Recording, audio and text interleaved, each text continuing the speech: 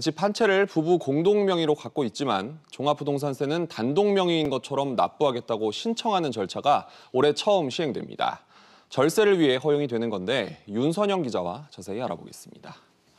먼저 종부세 납부 방식을 부부 공동에서 단독 명의로 바꿀 수 있게 되는 거죠. 그렇습니다. 부부 공동 명의로 집 한 채를 갖고 있는데 국세청에 종부세를 단독 명의로 계산해달라라고 신청할 수 있습니다. 네. 실제 집 명의가 공동에서 단독으로 바뀌는 건 아니고요. 종부세 납부에 있어서만 단독 명의로 과세하는 겁니다.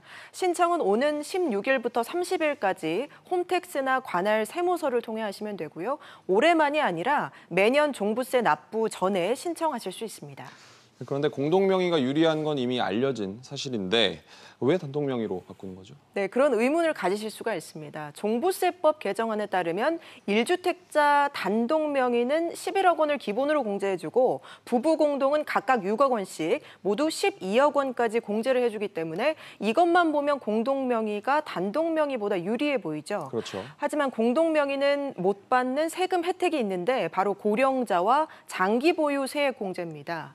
종부세 대상인 집 한 채를 단독 명의로 갖고 있다면 60세 이상부터는 보시는 것처럼 나이가 많아질수록 20%, 30%, 최대 40%가 공제가 되고요. 네. 집을 오래 갖고 있을수록 또 최대 50%까지가 공제가 돼서 두 가지를 합하면 최대 80%까지 세금을 깎아줍니다. 한마디로 나이가 많을수록 또 집을 오래 보유할수록 절세 혜택이 커지는 겁니다. 세액 공제가 있다. 이 부분이 눈에 띄네요.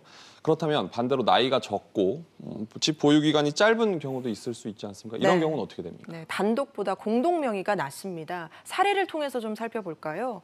부부 모두 60세가 안 되고 또 집 보유 기간이 5년이 안 된 경우 집값과 상관이 없이 공동 명의로 하는 게 종부세가 더 적게 나왔습니다. 네. 앞서 말씀드린 공제를 못 받기 때문입니다. 하지만 남편이 60세 그리고 16억 원짜리 아파트를 10년 보유한 경우 공동 명의로 하면 종부세를 137만 원 부담하는데 단독 명의로 하면 98만 원으로 줄어듭니다. 네. 정리를 하자면 60세 이상 그리고 5년 이상 보유했다면 단독이냐 공동이냐 따져보시고 유리한 쪽을 선택하시면 됩니다.